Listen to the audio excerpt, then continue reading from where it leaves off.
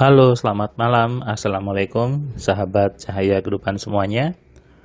Kembali di malam ini, Anda mendengarkan audio catatan harian yang berisi inspirasi, berisi pencerahan, dan tentunya berbagai tips dari hidup Anda. Ketika ada orang mengalami masalah di hidupnya, tentu butuh solusi. Sebetulnya solusi itu ada dalam diri Anda, di mana dalam pikiran Anda sendiri. Karena yang membuat hidup manusia itu mengalami sebuah masalah, itu akibat tarikan dari pikirannya sendiri. Itu akibat dari keinginannya sendiri. Hari ini tanggal 2 Januari 2022. Bagaimana kabar Anda di hari ini? Apakah semakin penuh kebaikan ataukah mulai capek karena sudah liburan tahun baru gitu ya? Hari ini hari Minggu, besok Senin. Sebagian orang sudah ada yang masuk lagi, tapi ada juga yang masih cuti.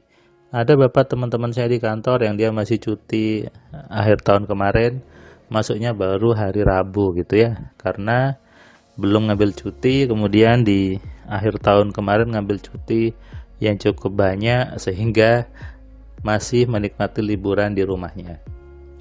Hari ini hari Minggu, saya membuat audio ini jam 22:13 gitu ya. Masih belum terlalu malam, masih anak saya masih nonton TV, kemudian yang satunya masih main laptop gitu ya. Dan saya duduk di belakang rumah menikmati ikan-ikan yang sedang berenang sambil ada suara gemericik hujan. Karena di luar sana memang sedang hujan gitu ya.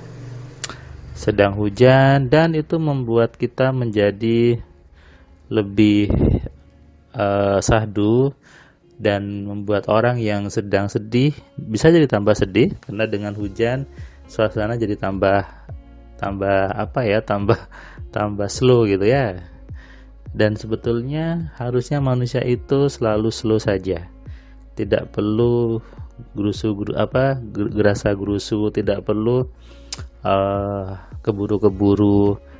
Jadi kerjakan dengan slow, dengan nyaman gitu ya, dengan penuh kebaikan. Kalau Anda baca buku saya yang kitab satu sugesti, di situ sudah jelas bahwa untuk menerapkan sugesti yang benar adalah tidak perlu keburu-keburu. Semuanya kita lakukan dengan nyaman saja, dengan santai. Nah, hari ini di media sosial, di WA gitu ya, heboh tentang ini acara final Piala AFF ya. Nah, pada final di mana negara kita sedang bertanding dengan negara lawannya gitu ya, dan kalah atau menang Anda bisa komentar gitu ya. Saya kadang lucu juga gitu ya, gemesnya kenapa? Ada orang 250 juta orang lebih, tapi mencari 11 atau 22 pemain saja kayaknya susah banget ya gitu. Padahal orangnya banyak gitu. 250 juta itu banyak sekali orangnya. Tapi kenapa hanya mencari 22 pemain untuk buat timnas saja sepertinya susah. Pasti ada yang keliru gitu. Pasti ada yang salah. Orang-orang kita itu sama juga dengan dari Thailand, dari Malaysia, dari Singapura, sama-sama manusia. Sama-sama kakinya dua, sama-sama tangannya dua gitu ya. Tapi kenapa di kita seakan susah itu kalau untuk sepak bola. Padahal orangnya banyak. Yang perlu Anda sadari bahwa sepak bola itu bukan individual, tapi butuh kerjasama tim. Sepertinya di sini yang jadi persoalan bukan di individunya, tapi bagaimana membuat individu itu saling bekerjasama dalam sebuah tim. Sepertinya ini yang jadi masalah. Kalau nyari orang yang hebat main bola sepertinya banyak sekali, tapi Orang yang mau bekerja sama dalam sebuah tim untuk satu tujuan, ini yang susah.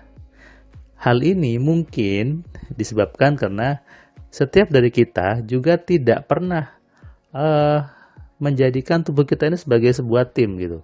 Artinya kita jarang sekali untuk mengorganisir tubuh dengan benar. Kita jarang sekali untuk membuat tujuan sehingga tubuhnya bergerak menjadi menciptakan apa yang kita inginkan. Kadang banyak orang lupa bahwa semua orang hidup butuh tujuan, sama dengan main bola, butuh tujuan. Dan tujuan itu harus diupayakan, digerakkan oleh semua tubuh kita. Kalau tubuh kita itu berat, lalu pikiran Anda menolaknya, berarti Anda gagal dalam mengelola diri. Dan itu Tuhan tidak sukai. Karena apa? Tuhan menjadikan Anda, menjadikan saya, kita semua itu sebagai khalifah di bumi, sebagai seorang leader, sebagai seorang pemimpin yang harusnya menjadi pemimpin sesungguhnya. Itulah manusia. Makanya saya sering bilang, manusia itu harus sadar siapa dirinya, harus sadar fungsinya dia apa. Kalau istilah di Jawa, harus kenal jati dirinya. Siapa Anda? Apa tugas Anda? Apa kemampuan Anda? Apa kemampuan kita? Jati diri Anda apa? Jati diri Anda siapa? Orang-orang yang menemukan jati dirinya, itulah orang-orang yang disebutnya sukses sebetulnya. Orang-orang yang dia mengetahui fungsi dirinya, orang-orang yang hidupnya nyaman, orang-orang yang dia bisa menggerakkan potensi dirinya untuk mencapai sebuah keinginan.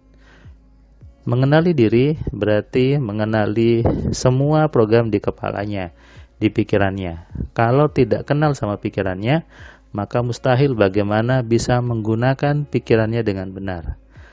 Bukan hanya potensi bakat, potensi skill dan sebagainya.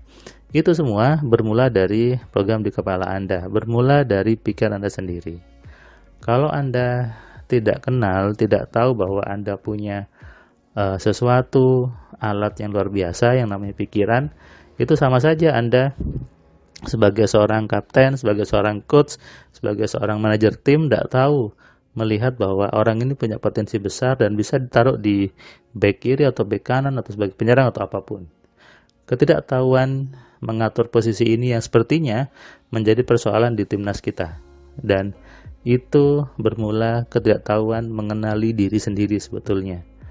Makanya dari dulu yang kelihatan bagus biasanya para pelatih asing. Saya bukan berarti menganggap pelatih lokal tidak bagus ya. Artinya dari dulu biasanya pelatih asing yang lebih bagus hasilnya dan punya power yang besar sekali. Tapi kembali ketika yang diarahkan itu agak tidak pede, agak tidak mengenal dirinya, akhirnya sama saja. Makanya semuanya harus satu kesatuan. Sama dengan diri Anda, pikiran Anda harus selaras dengan apa yang Anda inginkan. Keselarasan ini kalau saya sebutnya sinkronisasi. Ketika sinkron dengan baik, tidak akan ada persoalan, tidak akan ada yang namanya permasalahan. Sesuatu persoalan terjadi ketika muncul ketidakselarasan, ketidaksinkronan dalam diri Anda. Sama juga dalam sebuah tim, itu yang menghambat tim itu mencapai apa yang diinginkan.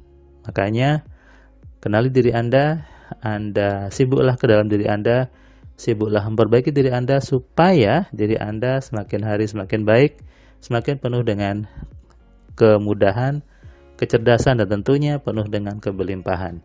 Salam sehat, salam kaya, salam cerdas. Dari saya Firman Pratama. Assalamualaikum.